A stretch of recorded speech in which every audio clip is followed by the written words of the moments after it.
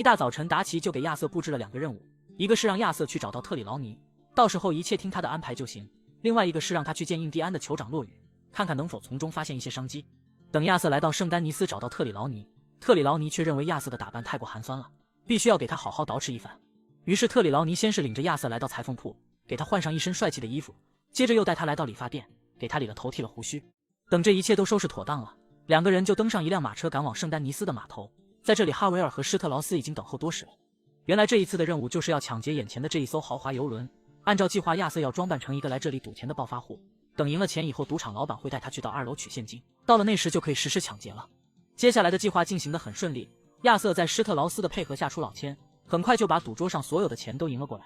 于是赌场老板就领着亚瑟去到2楼取现金。等赌场老板打开保险柜，哈维尔立刻出手把旁边的守卫打晕，接着亚瑟卸掉赌场老板的手枪。本以为此次抢劫已经万无一失，没想到赌场老板居然还有一把手枪，不得已亚瑟只能开枪把他打死。如果没有这个意外，拿上现金几个人就可以偷偷离开，而此时的枪声却把他们暴露了，没有办法，只能和敌人硬刚。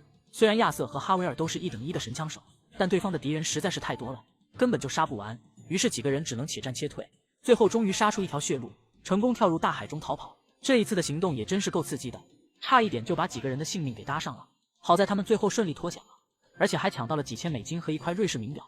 比起后面的几次抢劫，这一次的抢劫可以说是相当成功了。等见到印第安酋长洛雨，亚瑟才了解到此时他们的窘境。洛雨和他的族人原本是这块土地上的主人，却不断的被人迫害与驱逐。3年前，政府终于和他们签订了和平条约，本以为就此可以过上安稳的生活，没想现在他们将再一次面临被驱逐。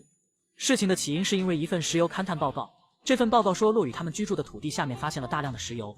大资本家康沃尔根据这份报告给政府施压，想要借政府之手把洛雨他们的部落赶走，然后他就可以将这片土地占为己有。好在圣丹尼斯的市长比较同情洛雨他们的遭遇，于是就让自己的助手带着洛雨和他的儿子飞鹰去拜访一位议员，看看能不能给这件事情带来一些转机。而就在此时恰巧遇到了亚瑟，于是市长的助手就请亚瑟帮忙，让他去把康沃尔的那一份报告给偷出来。亚瑟虽然同情洛雨他们的遭遇，但是没钱的买卖他是不做的。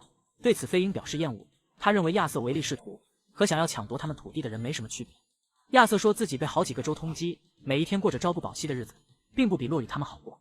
洛雨听了这些话，表示一定会支付一笔丰厚报酬的。于是亚瑟决定帮助洛雨和他的族人，一边是被美国政府驱赶迫害的印第安人，另一边是被政府通缉的亡命之徒。此时他们可以说是同病相怜。接下来亚瑟跟着飞鹰来到炼油厂对面的山上，飞鹰告诉亚瑟那份报告藏在办公室的2楼，因为自己的身份特殊不能暴露，所以只能让亚瑟一个人潜入炼油厂，将那份报告偷出来。正好就在这时来了一辆马车，亚瑟偷偷地爬了上去。这辆马车把亚瑟带到了炼油厂的内部，借着夜色的掩护找到那一间办公室。在亚瑟一顿友好沟通之下，工头十分愉快地交出了那份报告。接着亚瑟跳窗逃跑，没想到刚一落地就遭到了包围。好在此时飞鹰引发爆炸，及时救下亚瑟一命。亚瑟与飞鹰会合以后，2个人快马扬鞭逃离此地。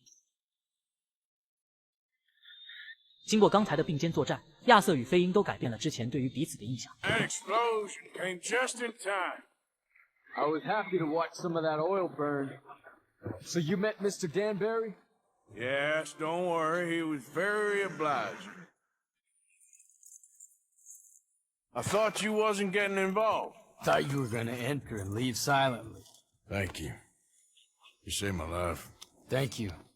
I hope. Well, I don't know what I hope. But who knows?